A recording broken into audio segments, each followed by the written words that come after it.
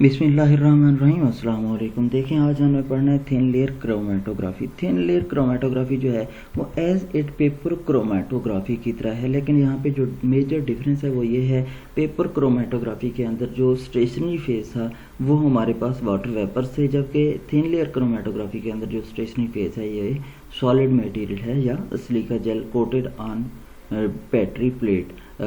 Battery plate नहीं, हमारे पास जो स्लाइड होती है, ग्लास स्लाइड होती है, ग्लास स्ट्रिप होती है उसके ऊपर।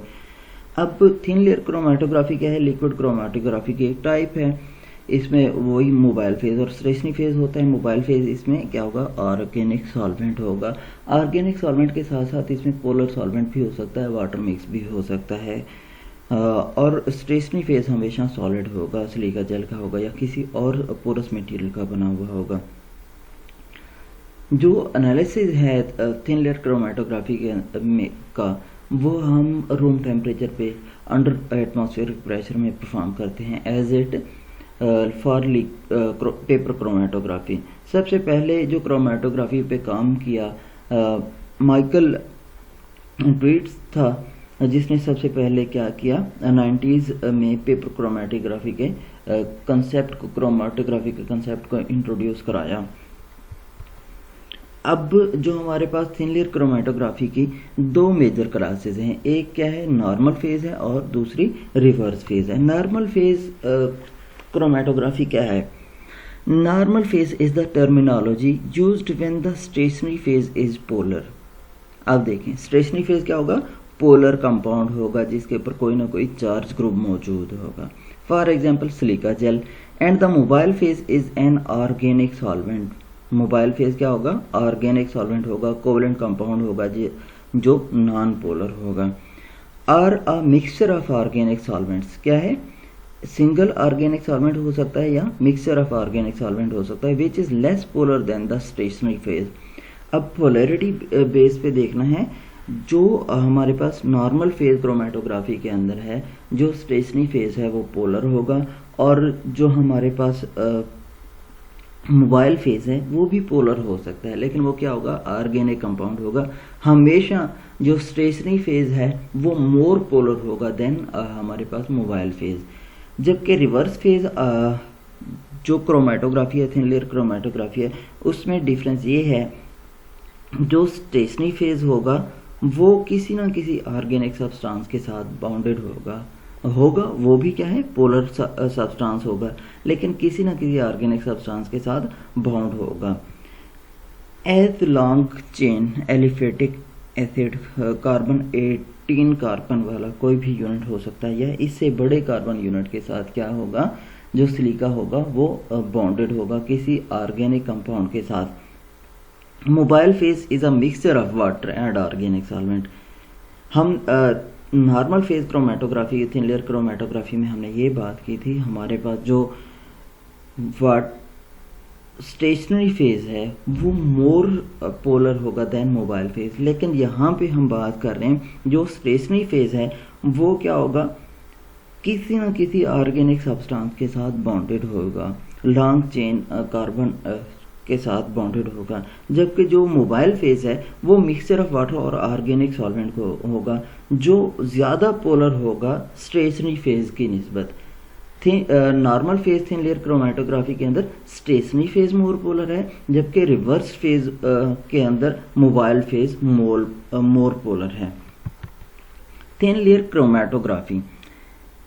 Thin layer chromatography use to separate mixture of substances into their components. बहुत सारे सब्सटेंसेस यहाँ पे क्या है? हमारे पास ऑर्गेनिक सब्सटेंसेस में अमाइंस हो सकते हैं, अमाइनो एसिड्स हो सकते हैं, प्रोटीन्स हो सकती हैं, पॉलीफिनोल्स हो सकते हैं, टोकोफिरोल्स हो सकते हैं, टोकोट्राइनोल्स हो सकते हैं, फोटोसिंथेटिक पिगमेंट्स हो सकते हैं, और भी बायोएक्टिव कंपोनेंट्स हैं। उनकी सेपरेशन के लिए क्या की जाती है?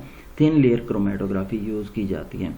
Similar to paper chromatography except that the thin layer of some inert material, ठीक है ना, कि हमने किसी न किसी इनर्ट मटेरियल की, जैसे एल्यूमिनियम ऑक्साइड है, मैग्नीशियम ऑक्साइड है, सिलिकॉन ऑक्साइड है, उसको क्या करते हैं?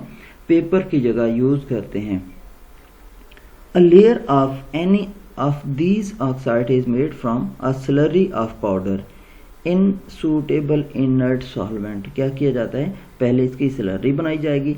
स्लरी बना के जो हमारे पास एक चिप है, जो हमारे पास ग्लास स्लाइड है, उसके ऊपर इक्वली डिस्ट्रीब्यूट की जाएगी, प्रॉपर फैलाई जाएगी। जब इक्वली डिस्ट्रीब्यूट की जाएगी तो क्या होगा, उसको हम ड्राई करेंगे, ड्राई करने के बाद उसको यूटिलाइज कर सकते हैं। Slurry is spread over flat surface, glass है, मेटल है या रिजिड प्लास्टिक है, और उसको फिर क्या किया जाता है, ड्राई किया जाता है। प्रिंसिपल इसका क्या है हमारे पास, adsorption, the component with more affinity towards the stationary phase travel slower.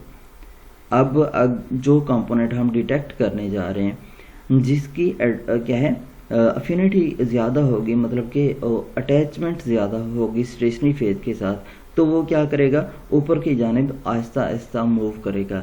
ऐसे कंपोनेंट जिनकी अफिनिटी ज़्यादा होगी स्टेशनरी फेज की जानिब, तो वो क्या करेंगे, फास्टर मूव करेंगे। Advantages of thin layer chromatography, advantages क्या हैं, simple method and cost of the equipment is low. क्या है, जो हमारे पास थिन लेयर क्रोमेटोग्राफी है वो सिंपल मेथड है और इक्विपमेंट की कास्ट बहुत कम है। Rapid technique and not time consuming like colour chromatography, ये क्या है, टाइम कंज्यूम नहीं करती, इससे हमें क्या होता है, जल्दी पता चल जाता है। Separation of microgram of the sample can be achieved, अगर बहुत स्मॉलर क्वांटिटी है सैंपल की तो उसको भी क्या किया जा सकता है, सेपरेट आउट किया जा सकता है by this method. Any type of compound can be analyse, हमारे पास कोई ऑर्गेनिक कंपाउंड है, एल्डिहाइड है, कीटोन है, टोकोफिरोल है, अमाइनो एसिड्स हैं, फैटी एसिड्स हैं, उनको हम क्या कर सकते हैं, आइडेंटिफाई कर सकते हैं by different methods. Corrosive spray reagent can be used without damaging the plate and needs less solvent. क्या है, corrosive spray reagent can be used, कि प्लेट को डैमेज ना करें, ऐसे सॉल्वेंट भी हम यूज कर सकते हैं। Steps in thin layer chromatography analysis, कौन कौन से स्टेप्स होते हैं, सबसे पहले है हमारे पास टीएलसी सिस्टम, अपरेटस है, अपरेटस में हमारे पास क्या होगा, क्रोमेटोग्राफिक टैंक होगा, stationary phase layer and mobile phase होगा। स्टेशनरी फेज में हमारे पास सिलिका पेस्ट जो या प्रिपेयर्ड स्लाइड्स होनी चाहिए हमारे पास, मोबाइल फेज ऑर्गेनिक सॉल्वेंट होना चाहिए। एप्लीकेशन ऑफ सैंपल, सैंपल को हम प्रॉपरली क्या करना होगा, अप्लाई करना होगा, सैंपल कलेक्ट करना है, उसका सॉल्यूशन प्रिपेयर करना है। Development of the plate, plate develop करनी है। Detection of analyte, next number पे क्या होगा, लास्ट वन डिटेक्ट करेंगे एनालाइट को, जिस चीज़ को हम एनालिसिस करने जा रहे हैं। प्रोसीजर क्या है, general procedure, decide if you are going to do normal और रिवर्स फेज क्रोमेटोग्राफी। नॉर्मल और रिवर्स फेज क्रोमेटोग्राफी में हमने डिफरेंस देख लिया था। अगर आप इनमें से कोई क्रोमेटोग्राफी परफॉर्म करने जा रहे हैं, प्रिपेयर अ प्लेट और select a plate with the proper sorbent material, क्या करना है आपने, प्रॉपर सॉर्बेंट मटेरियल जो आपके पास सिलिका जेल है या कोई और मटेरियल है उसके साथ क्या करना है, प्लेट को प्रिपेयर करना है। फिर क्या करना है, मोबाइल फेज प्रिपेयर करना है। मार्क द प्लेट, आपने जो प्लेट प्रिपेयर की है उस प्लेट को क्या करना है, मार्क करना है। Apply the sample, sample apply करना है। यहाँ पे देखें हमारे पास क्या है, ये प्लेट है, ये हमने क्या ली है, एक प्लेट ली है। सबसे पहले क्या करते हैं, इस प्लेट के ऊपर हमने सिलिका जेल की क्या करनी है, लेयर वो करनी है, बनानी है। ऐसे ऐसे क्या होगा, सिलिका जेल की लेयर होगी। अब यहाँ पे 1 सेंटीमीटर अबव हमने क्या कर देना है, एक मार्क लगाना है, और इस मार्क पे हमने क्या करना है, अपना जो भी हमारे पास कंपाउंड होगा उसको हमने क्या कर देना है, ये देखें यहाँ पे हमने क्या कर दिया है, कंपाउंड जो भी हमने डिटेक्ट करना था उसका एक स्पॉट छोटा सा लगाया है। अब इसको हमने किस में रखा हुआ है, क्रोमेटोग्राम के अंदर रखा हुआ है। ऐसे ये हमारे पास क्रोमेटोग्राम है, क्रोमेटोग्राफिक टैंक है, इसमें हमारे पास क्या है, सॉल्वेंट है। ये जो हमने स्लाइड तैयार की है इसको मुकम्मल डीप नहीं होना चाहिए, इसको क्या है, इस पॉइंट से थोड़ा डीप होना चाहिए, ज़्यादा डीप नहीं होना चाहिए।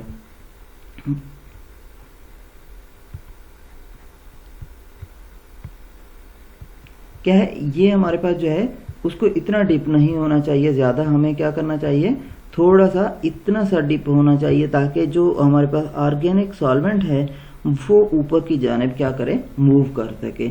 अब इतनी सी डिप होगी, जैसे सॉल्वेंट क्या करेगा, ऊपर की जानिब मूव करेगा, तो ये हमारे पास जो क्या था, हमने सैंपल का स्पॉट लगाया था, ये भी क्या करेगा, ऊपर की जानिब ऐसे ऐसे मूव करना शुरू कर देगा। ये क्या करेगा, ऊपर की जानिब ऐसे ऐसे मूव करना शुरू कर देगा। जब ये मूव करेगा तो एक ऐसा पॉइंट आएगा जहाँ पे जितना क्या कर चुके होंगे, ये देखें यहाँ तक, मतलब यहाँ से यहाँ तक आ गया। यहाँ से यहाँ तक क्या आया, हमारे पास सैंपल आया, लेकिन जो हमारे पास सैंपल के साथ साथ जो सॉल्वेंट है वो यहाँ से यहाँ तक मूव कर गया।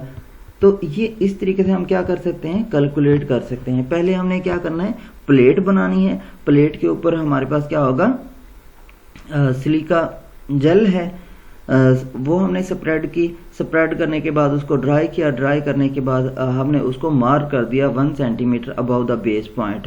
बेस पॉइंट से ऊपर हमने 1 सेंटीमीटर क्या कर दिया, मार्क कर दिया। और इसी मार्क के ऊपर हमने क्या लगा दिया है, सैंपल हमने वो किया है, पुट किया है बाय यूजिंग माइक्रो पाइपेट। अब क्या कर, mark the plate, apply the sample, sample apply किया, develop the plate, detect the analyte. फिर हम क्या करेंगे, जब यहाँ तक सैंपल, यहाँ तक हमारे पास सैंपल स्पॉट आया और यहाँ तक हमारे पास क्या है, सॉल्यूशन आया, सॉल्वेंट आया, तो यहाँ इसके जरिए हम क्या कर सकते हैं, डिटेक्ट कर सकते हैं। Stationary phase, adsorbent mixed with water और अदर सॉल्वेंट स्लरी, ठीक है ना। एड्सॉर्बेंट हमारे पास जैसे सिलिका है, सिलिका जेल हो सकता है, कोई और चीज़ हो सकती है, जैसे silica gel plus calcium sulphate है, सिलिका जेल प्लस क्या है, बाइंडर है, प्लस फ्लोरेसेंट इंडिकेटर है, एलुमिना है, या सेलुलोज पाउडर है, उसको क्या किया जा सकता है, स्टेशनरी फेज के तौर पर यूज़ किया जा सकता है। अब ये हमारे पास ग्लास स्लाइड कट रहे हैं कि हमने ग्लास स्लाइड को किस तरीके से कट करना है, अपनी प्रॉपर जो डायमेंशंस हैं उसके मुताबिक हम क्या कर सकते हैं, कट कर सकते हैं। ये हमारे पास क्रोमेटोग्राफिक टैंक है जिसके अंदर क्या है, ग्लास स्लाइड डिफरेंट सैंपल जिसके ऊपर लगाए हुए हैं। ये देखें 1 सैंपल, 2 सैंपल, 3 सैंपल, ये मूव कर रहे हैं ऊपर की जानिब, तो इस तरीके से हम क्या कर सकते हैं, डिटेक्ट कर सकते हैं। ग्लास प्लेट, अब जो ग्लास प्लेट ये हमारे पास देखें, ये जो ग्लास प्लेट्स हैं या हमारे पास ग्लास स्लाइड्स हैं, इनकी डायमेंशंस क्या क्या होनी चाहिए, कितनी लंबी कितनी चौड़ी हो सकती हैं। 20 सेंटीमीटर लंबी और 20 सेंटीमीटर चौड़ी भी हो सकती हैं। ये 20 सेंटीमीटर लंबी 10 सेंटीमीटर चौड़ी भी हो सकती हैं, 20 सेंटीमीटर लंबी और 5 सेंटीमीटर चौड़ी भी हो सकती हैं। तो डिफरेंट डायमेंशंस की हम क्या कर सकते हैं, ग्लास स्लाइड्स यूज़ कर सकते हैं। Microscopic slides can also be use, जो माइक्रोस्कोप के लिए हम यूज़ करते हैं स्लाइड्स, वो भी हम यूज़ कर सकते हैं। Plate should be of good quality, जो भी आप ग्लास स्लाइड या प्लेट यूज़ करने जा रहे हैं वो अच्छी क्वालिटी की हो, ताकि टेम्परेचर जब उसके ऊपर अप्लाई हो तो वो ब्रेक ना हो जाए, ठीक है ना, टूट ना जाए। Activation of plate after spreading air dry 5 to 10 minutes, ठीक है ना। आपने जैसे स्प्रेड किया सिलिका, उसके 5 से 10 मिनट के बाद क्या करना है, एयर ड्राई करना है, फिर उसको एक्टिवेट करना है। एक्टिवेट कैसे करना है, हीटिंग करनी है प्लेट की 100 डिग्री सेंटीग्रेड पे। इसीलिए हमने लास्ट बात की थी, जो प्लेट है वो हीट स्टेबल होनी चाहिए, ब्रेक ना हो जाए टेम्परेचर की वजह से। 100 डिग्री सेंटीग्रेड पे हीट करेंगे 30 मिनट के लिए। फिर इस प्लेट को हमने क्या कर देना है, डेसिकेटर के अंदर रख देना है ताकि मॉइस्चर गेन ना करें, क्योंकि सिलिका जो होता है वो मॉइस्चर एब्जॉर्बेंट होता है। एप्लीकेशन ऑफ सैंपल, अब जब हमारे पास प्लेट ठंडी हो गई, हमने सैंपल को क्या करना है, माइक्रोपाइपेट के जरिए उस पॉइंट जो हमने मार्क किया था उस पर अप्लाई करना है। अप्लाई करने के बाद क्या है, उसको डिप कर देना है थोड़ा सा, जो स्लाइड है उसके नीचे वाले हिस्से को हमारे पास जो भी सॉल्वेंट है उसके अंदर। Development tank, better to develop in glass beakers, क्या है, better to develop in glass beaker, glass beaker में डेवलप कर jar to avoid more wastage of solvents. अगर आप क्रोमेटोग्राफिक टैंक हमारे पास बहुत बड़ा है, उसमें 1 सेंटीमीटर आप सॉल्वेंट डालेंगे तो वो क्या हो जाएगा, बहुत ज़्यादा सॉल्वेंट यूज़ होगा। इसलिए हम क्या करते हैं, छोटे से बीकर के अंदर ये परफॉर्म कर लेते हैं ताकि ज़्यादा सॉल्वेंट वेस्ट ना हो। When standard method is used when through tanks, क्या है, जो हमारे पास टैंक है उसके ज़रिए हम क्या करते हैं, 3 सैंपल लगा लेते हैं, 2 सैंपल 4 सैंपल लगा लेते हैं, ताकि रेप्लिकेट्स होंगे तो उन रेप्लिकेट से हमारे पास जो रिजल्ट्स आएंगे हम उनको एवरेज ले लेंगे और रिजल्ट बेटर हो जाएंगे। Do chamber saturation to avoid edge effect. अब चैम्बर सैचुरेशन का मतलब ये होता है कि हम जिस चैम्बर के अंदर हैंग करने जा रहे हैं स्लाइड को, तो उस चैम्बर के अंदर हमने 20 to 30 मिनट पहले ही क्या करना होता है, जो सॉल्वेंट है वो डाल देना है, ताकि जो सॉल्वेंट उसके एजेस के साथ ना हो, और अगर एजेस के साथ होगा, क्योंकि सिलिका एब्जॉर्बेंट है, वो मॉइस्चर एब्जॉर्ब करेगा और जिसकी वजह से प्रॉपर माइग्रेशन नहीं हो पाएगी सैंपल की। Mobile phase. Mobile phase use depend upon various factors, nature of the substance, जो आप सब्सटेंस क्या करने जा रहे हैं, डिटेक्ट करने जा रहे हैं, वो आपके पास ऑर्गेनिक है, इनऑर्गेनिक है, पोलर है या नॉन पोलर है, उस पर डिपेंड करता है। अगर ऑर्गेनिक आपका जो सब्सटेंस है जिसको आप डिटेक्ट करने जा रहे हैं वो ऑर्गेनिक है, तो आप उसके लिए वाटर को as a mobile phase use नहीं करेंगे कभी, तो आप उसके लिए क्या करेंगे, कोई ऑर्गेनिक सॉल्वेंट ही यूज़ करेंगे। तो nature of the stationary phase पे भी डिपेंड करता है। अगर आपके पास स्टेशनरी फेज क्या है, ऑर्गेनिक इन नेचर है, तो आप उसके लिए क्या करेंगे, और आपके पास जो सैंपल है वो इनऑर्गेनिक है, तो उसके लिए आप क्या करेंगे, इनऑर्गेनिक ही यूज़ करेंगे, नॉन पोलर सब्सटेंस ही यूज़ करेंगे। मोड ऑफ क्रोमेटोग्राफी पे डिपेंड करता है मोबाइल फेज की सिलेक्शन।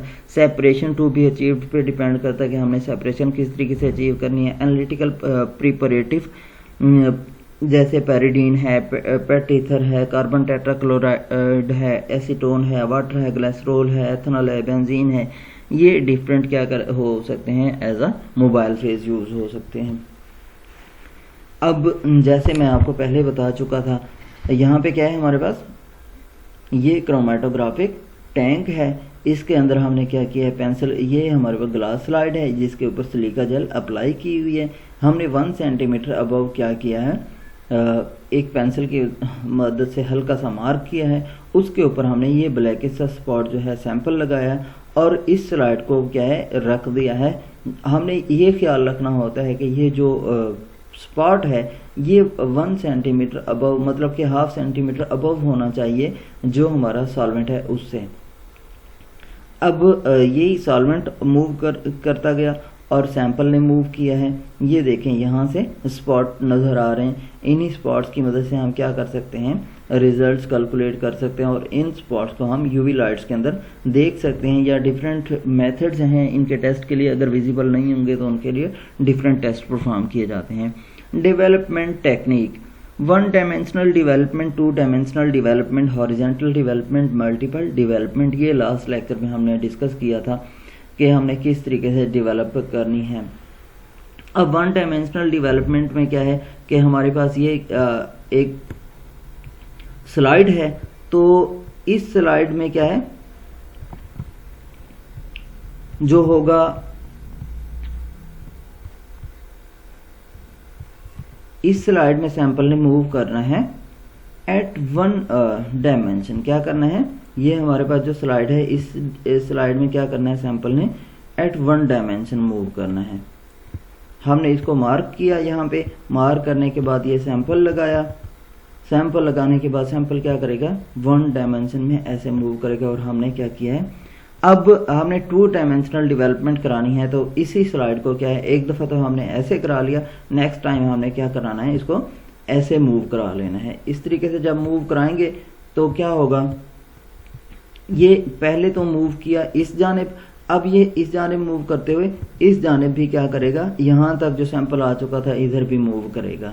हॉरिजॉन्टल डेवलपमेंट में क्या होता है, आपने इसी तरीके से, जैसे ये क्या है हमारे पास एक स्लाइड है, इसको इस तरीके से क्या कराना है, सैंपल मूव कराना है। और मल्टीपल डेवलपमेंट में डिफरेंट डायमेंशन सेट की जा सकती हैं, हम क्या कर सकते हैं, डेवलप करा सकते हैं। जो स्ट्रेंस है, जो क्रोमेटोग्राफी हमारे पास परफॉर्म होगी वो हम क्या कर सकते हैं, डिफरेंट वेज के साथ परफॉर्म कर सकते हैं। नेक्स्ट आ जाता है हमारे पास ड्राइंग टेक्निक। जब हमने सैंपल पुट कर दिया, सैंपल ऊपर की जाने भी मूव कर गया, उसके बाद क्या करना है, उसको ड्राई करना है। हमने स्लाइड को पिक करना है, स्लाइड को पिक करने के बाद क्या करना है, after solvent has been moved to certain distance for certain time chromatogram is taken out from the tank. Tank से क्या करेंगे, हम वो स्लाइड निकाल लेंगे, क्रोमेटोग्राम जिसे बोलते हैं, और उसको क्या करेंगे, पेंसिल की मदद से मार्क कर लेंगे, या उसको हमने मार्क नहीं करना, वैसे ही रहने देना है। उसको फिर ड्राई किया जाएगा बाय कोल्ड और hot air depending upon the volatility of the substance. अगर वोलेटाइल होगा सब्सटेंस तो हम कोल्ड मेथड से ड्राई करेंगे, अगर वो नॉन वोलेटाइल होगा तो उसे हम क्या करेंगे, टेम्परेचर दे के हॉट कर लेंगे। A simple hair dryer is convenient device to dry chromatogram. अब क्या कर लिया हमने, ड्राई कर ली स्लाइड को ड्राई करने के बाद डिटेक्ट करना है, विजुअलाइज करना है एजेंट, जो भी हमने सैंपल चेक करना था उसको देखना है कि वो सैंपल कहाँ पे मौजूद है, कितना मिकदार में मौजूद है। If the substance are coloured they are visually detected. अगर कलर्ड सब्सटेंस होंगे तो वो पॉइंट आसानी से देखा जा सकेगा। अगर कलरलेस होंगे तो उसके लिए डिफरेंट फिजिकल और केमिकल टेस्ट यूज़ किए जाते हैं।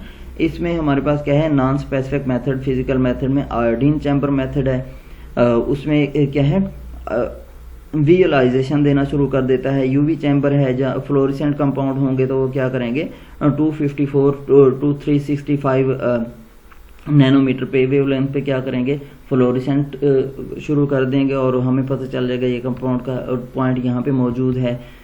अगर हमारे पास क्या है, केमिकल टेस्ट करने आ जाते हैं तो उसमें फेरिक क्लोराइड टेस्ट किया जाता है फिनोलिक कंपाउंड्स के लिए, और टेनिन्स के लिए निनहेड्रिन टेस्ट किया जाता है, एसीटोन और अमाइनो एसिड्स के लिए।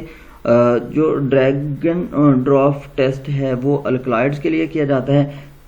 3,5-डाइनाइट्रोबेंजोइक एसिड टेस्ट क्या है, कार्डियक ग्लाइकोसाइड्स के लिए परफॉर्म किया जाता है। Thin layer chromatography destructive technique है। Specific spray agent sample destroyed before detection. Sample को क्या किया जाता है, डिटेक्शन से पहले डिस्ट्रॉय किया जाता है निनहेड्रिन एजेंट के जरिए। नॉन डिस्ट्रक्टिव टेक्निक में क्या है, for radio active materials Geiger Muller counter, ठीक है ना, UV chamber, iodine chamber use किया जाता है। क्वांटिटेटिव एस्टिमेशन अगर हमने करनी है तो उसके लिए दो टेक्निक हैं, डायरेक्ट टेक्निक है और इनडायरेक्ट टेक्निक है। डायरेक्ट टेक्निक में कंपैरिजन ऑफ विजिबल स्पॉट्स। अब जहाँ पे विजिबल स्पॉट मौजूद होगा, हमारे पास ये प्लेट है, प्लेट के ऊपर जहाँ पे विजिबल स्पॉट मौजूद होगा उस विजिबल स्पॉट का क्या किया जाता है, कंपैरिजन किया जाता है। अब इस कंपैरिजन में क्या है, यहाँ पे मतलब कि विजिबल स्पॉट मौजूद है तो इस विजिबल स्पॉट का कंपैरिजन किया जाएगा अगेंस्ट सम स्पेसिफिक क्या होगा, मिक्सचर के जिसकी इंटेंसिटी हमें नॉन होगी, ठीक है ना। Rough quantitative measurement of component in a mixture can be carried by comparing intensity and size of the spot, कि स्पॉट कितना बड़ा है और वो कितना इंटेंस है with the standard substance, standard substance के साथ किया जाएगा, मेजर किया जाएगा। फोटो डेंसिटीमेट्री, ये देखें यहाँ पे क्या है, the method is used when the chromatogram of the coloured compounds instrument which measure quantitatively the density of the spots. ये इंस्ट्रूमेंट है, ये क्या करेगा, स्पॉट की डेंसिटी मेजर करेगा और इस डेंसिटी से हमें पता चल जाता है कि कितना कंपाउंड जो हम मेजर करने जा रहे हैं मौजूद है। नेक्स्ट हमारे पास आता है fluorimetry. The compound to be determined by fluorimetry must be fluorescent और कन्वर्टेबल इनटू फ्लोरिसेंट डेरिवेटिव्स। जो कंपाउंड होना चाहिए वो फ्लोरिसेंट देना चाहिए, उसको चमकना चाहिए, शुआएं खारिज करना चाहिए। अगर ऐसा नहीं होगा तो फ्लोरीमेट्री के जरिए वो डिटेक्ट नहीं होगा। उसके बाद है radio tracer method. The compound containing radio active element is labelled and treated with locating agent using Geiger Muller counter, ठीक है ना। UV chamber, iodine chamber use करके रेडियो एक्टिव मेथड के जरिए क्या किया जा सकता है, डिटेक्ट किया जा सकता है। Polarographic and conductometric method use to measure the amount of material in the spot, के कितना मटेरियल मौजूद है स्पॉट के अंदर, क्या करते हैं, मेजर करने के लिए यूज करते हैं। इनडायरेक्ट मेजरमेंट मेथड में हमारे पास क्या है, the spot are cut into portions. जो स्पॉट्स होंगे उनको पोर्शंस में कट किया जाता है। इल्यूटेड विद सॉल्वेंट्स, सॉल्वेंट्स के जरिए उनको क्या किया जाएगा, वॉश किया जाएगा। This solution can be analysed by any technique of the analysis like spectrophotometry और इलेक्ट्रोकेमिकल मेथड, जो स्पॉट्स होंगे उन्हीं की जो कंसंट्रेशन होगी वो डिटेक्ट कर ली जाएगी। अब हमारे पास रिटार्डेशन फैक्टर है, क्वालिटेटिव एनालिसिस है। रिटार्डेशन फैक्टर से हमें ये पता चलता है आया कि कंपाउंड मौजूद है या नहीं है। In thin layer chromatography results are represented by RF value which represented the movement of और migration of solute related to the solvent front. क्या करते हैं हम रिटार्डेशन फैक्टर के जरिए मालूम कर लेते हैं कि सॉल्वेंट जो हमारे पास गिवन कंपाउंड है मौजूद है या नहीं है। RF वैल्यू कैसे मालूम करते हैं? Ratio of the distance travelled by the substance divided by distance travelled by the solvent. ये हमारे पास वही प्लेट है, तो प्लेट के ऊपर सब्सटेंस ने कितना मूव किया और क्या है जो सॉल्वेंट ने कितना मूव किया, उसके जरिए हम क्या कर सकते हैं। ये हमारे पास क्या है, फर्ज किया एक प्लेट है, इस प्लेट के ऊपर हमने क्या किया था, ये स्ट्रिप है, ग्लास स्ट्रिप है या इसको हम प्लेट बोल लेते हैं। ये हमारे पास क्या था, सॉल्वेंट था, जिसने यहाँ तक सॉल्वेंट, ये क्या था, सॉल्वेंट था यहाँ तक, और ये था स्पॉट। हमने इतना क्या किया हुआ था, डिप किया हुआ था। यहाँ से यहाँ तक सॉल्वेंट कितना मूव कर रहा है, एक तो वो हम देख लेंगे कि कितना मूव किया, और दूसरा सैंपल ने कितना मूव किया है। जितना सैंपल ने मूव किया उसको हम A का नाम दे देते हैं, और जितना सॉल्वेंट ने मूव किया उसको हम B का नाम दे देते हैं। तो हम कहते हैं RF जो है वैल्यू वो किस चीज़ के बराबर होती है, A डिवाइडेड बाय B के बराबर होती है। RF वैल्यू क्या होती है, बराबर होती है A divided by B। A हमारे पास क्या है,